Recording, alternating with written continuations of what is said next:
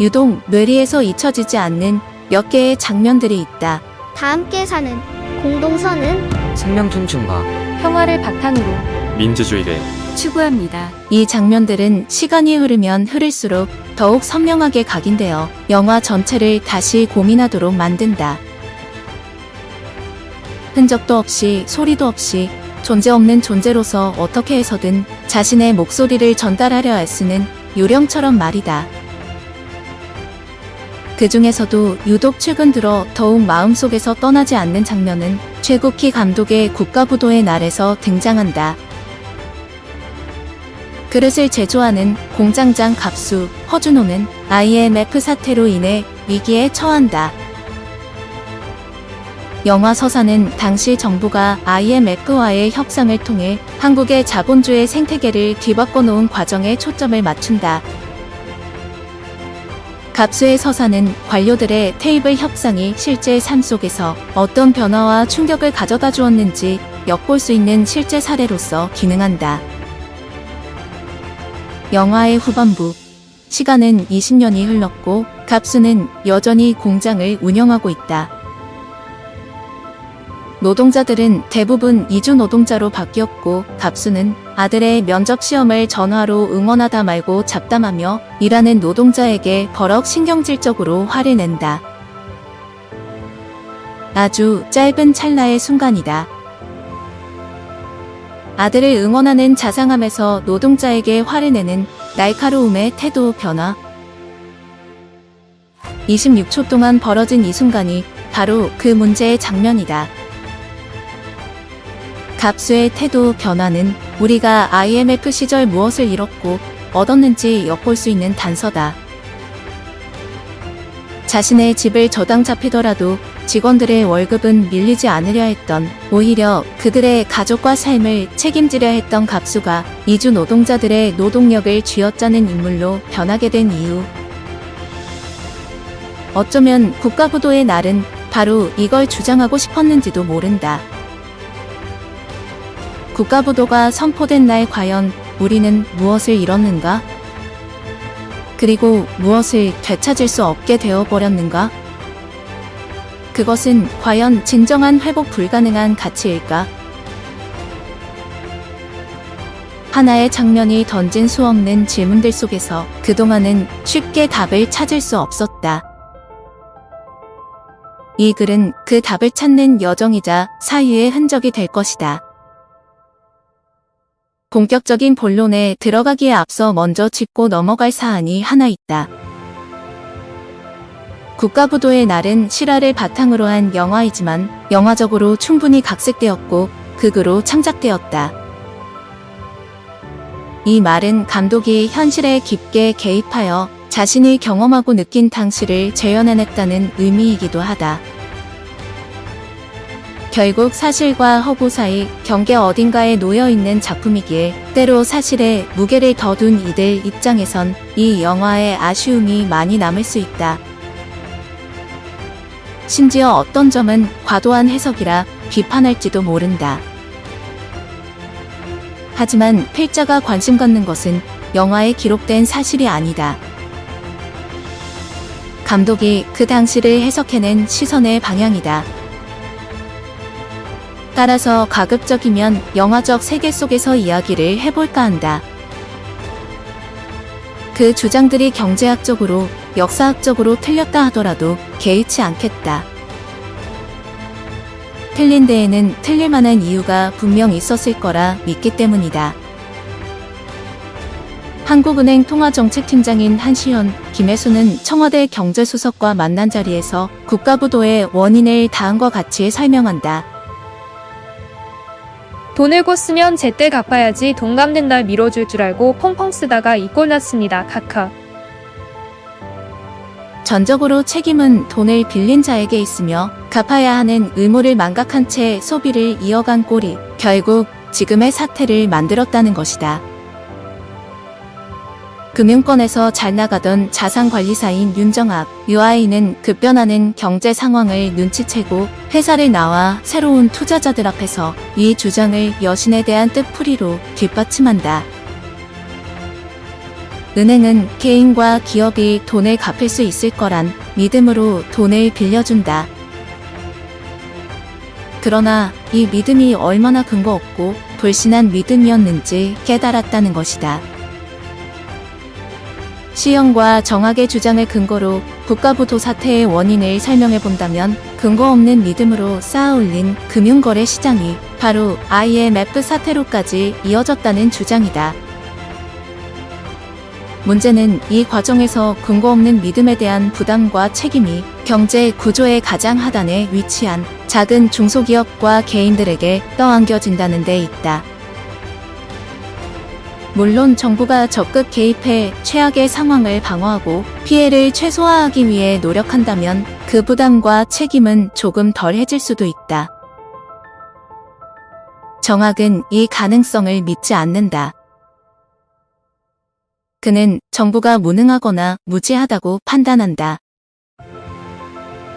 근거는 국가부도의 증거들이 곳곳에서 드러나고 있음에도 이를 적극 알리고 나서지 않는 정부의 태도에 있다.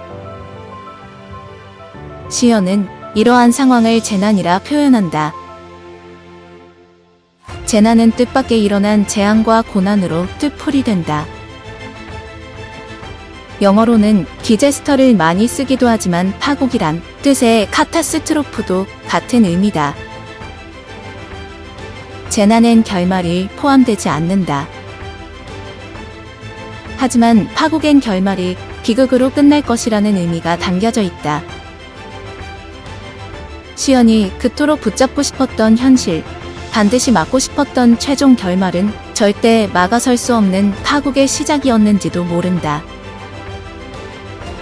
판이 깨어진다는 뜻을 지닌 파국은 절대 그 이전으로 되돌아갈 수 없는 형국으로 우리가 발딛고 있는 현실이 송두리째 날아가 버리는 현상에도 비견된다. 국가부도 사태는 바로 이러한 재난적 상황이었던 것이다. 국가부도의 날은 재난을 기회로 한국 경제 생태계의 체질 개선을 무리하게 이끌어내려 한 재정국 차관 조우진을 적대자에 위치시킨다. 그는 노동투쟁 현장을 극도로 경멸하고 오히려 상위 1%를 위한 나라를 만드는 것에 더 큰 관심을 지닌다. 돈이 돈을 낳는 세상을 꿈꾸며 결국 IMF와의 협상을 완성하는데 지극히 큰 공을 세운다. 적대자가 이러하니 국가부도의 날은 표면적으로 국가부도의 책임을 정책 책임자들과 국가 관료들, 정치인들에게 돌리는 듯 여겨진다. 이 또한 틀린 시선은 아닐 것이다. 하지만 앞서 언급한 장면의 26초는 단지 이것만 말하지 않는다. 영화가 개봉한 지 4년이 흐른 지금, IMF 사태가 일어난 지 25년이 지난 지금, 이 장면은 특정 대상을 향한 비판이 아닌 우리 모두의 성찰을 요구하고 있는 듯 다가온다. 왜 우리는 지금 이 지경이 되었냐는 짓한 말이다. 갑수는 거래를 하지 않는 자였다. 오직 현찰로만 거래를 해왔다는 것은 그에게 믿음이란 비가시적인 것이 아닌 눈앞에 분명한 증거로 존재해야 하는 실물적인 가치였다는 의미다. 하지만 시대적 유행은 그를 비껴가지 않는다. 누가 요즘 현금 거래하나라고 지적한 미도파 백화점의 책임자 말처럼 시장 거래 상황에 뛰어든 이상 그 시장의 유행을 따를 수밖에 없는 처지였다. 이 유행은 갑수의 눈을 멀게 만들고 헛된 믿음을 심어준다. 5억이란 어음에 적힌 돈이 이미 자신의 것이라는 믿음. 허황된 가치를 부여잡고 유럽풍의 고급스러운 침대에 누워있는 그의 행복한 순간을 지켜보는 관객들은 모두가 이미 잘 알고 있다. 그 순간의 행복이 얼마나 더덥고 부질없었던가를. 그 믿음이 만들어낸 한국 경제를 국가부도의 날은 지극히 원시적인 형태로서 묘사한다.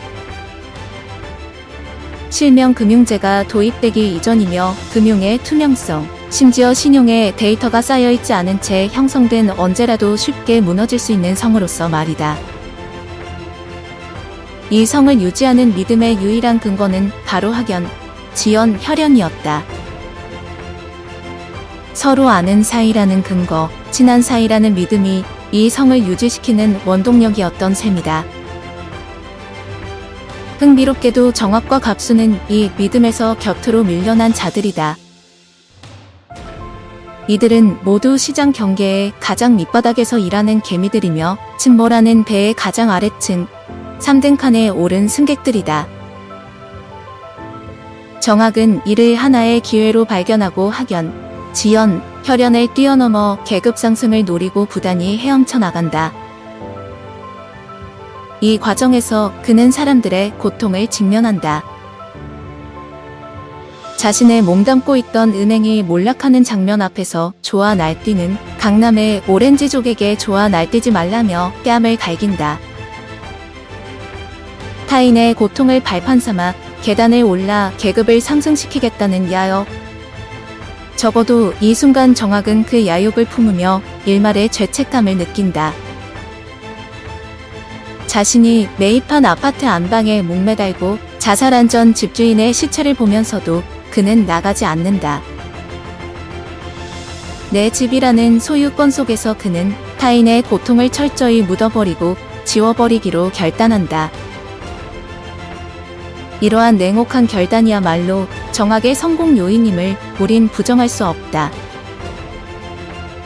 반면 갑수는 끝까지 힘내야죠를 남발한다. 그는 극단적 상황 속에도 타인에 대한, 세상에 대한 믿음을 저버리지 않는다. 주변 사람들이 감옥에 가고 자살을 한 뒤에서야 비로소 그 믿음이 얼마나 허황된 것이었는지를 깨닫지만 결국 가족이라는 믿음의 체계 속에서 그는 또다시 삶 속으로 한 걸음 내려온다. 갑수는 어떻게 해서든 살아남기 위해 발버둥치는 자이다. 정학과는 정반대 위치에서 침몰해가는 배에서 행동하지 않은 채 언젠가는 누군가 우리를 구원해 줄 거라는 믿음을 지워내지 않는다. 그래서일까 20년이 지난 뒤에 갑수는 자신의 아들에게 절대 아무도 믿지 말라고 강요한다. 그 믿음의 형국이 만들어낸 파국 속에서 갑수가 겪은 고통의 세월이 얼마나 지난했을까 추측해야 하는 장면이다. 그 결과 그는 또 다른 약자인 이주 노동자의 노동을 착취하고 한국에 방문한 IMF 총재 뱅상 카셀이 요구한 대로 노동의 가치에서 인격을 지워낸 채 하나의 시스템 속 부속물 즈음으로 여기게 된다.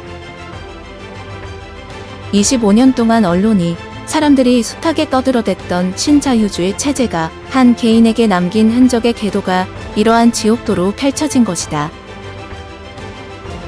그렇다면 갑수가 그 믿음을 저버린 채 정학의 길로 나아가는 게 오히려 현명했을까? 재난적 상황에서 내 가족, 내 한 몸 살리기 위해서 타인의 고통을 지워버린 채 살아남기 위해 몸부림치는 것이 과연 최선이었을까? 쉽게 답할 수 없다. 이 상황을 겪지 않은 이들은 쉽게 말할지도 모른다. 나부터 살아남아야 하는 것 아니냐고, 또는 그럼에도 타인을 도와야 한다고. 고통 속에 처한 이들에게 이러한 말들은 한나푸질없는 소음일 뿐이다. 죽음을 결사한 고통의 깊이를 어떻게 그 외부에 있는 자들이 가늠하고 안다 말할 수 있겠는가.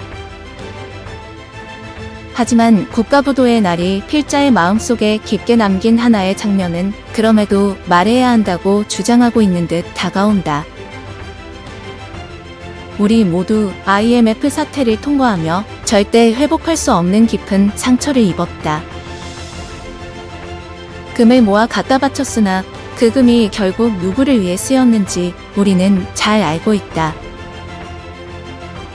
IMF로 인해 뒤바뀐 고용시장 형태는 노동자끼리 경쟁하고 서로를 밀어내야 내가 살아남는 판으로 뒤바꿔버렸다.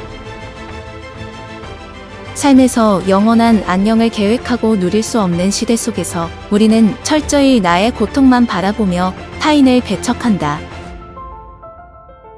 나 혼자 살아남기도 힘든 세상이란 말처럼 덕없는 말도 없다. 그럼 나 혼자 살아남은 세상은 과연 행복하다 말할 수 있는가? 갑수의 행동에 문제가 있다면 바로 순진함이라 말할 수 있다. 타인을 향한 믿음에는 문제가 없다. 믿음의 체계를 더욱 공고히 하기 위한 더욱 깊은 사유, 그 사유를 현실화시키기 위한 끊임없는 질문과 의심, 그리고 행동들이 뒷받침될 때에야 비로소 믿음은 실효성을 발휘할 수 있다.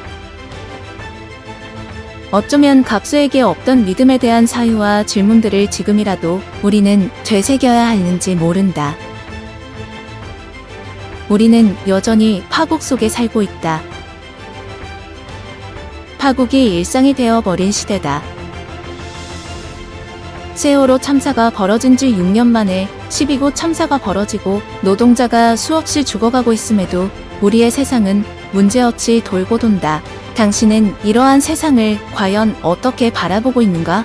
순진한 믿음으로 추상적으로 관망하고 있진 않은가? 아니면 무조건적인 비판적 자세로 그 책임을 타인 또는 시스템에 돌리고 있진 않은가?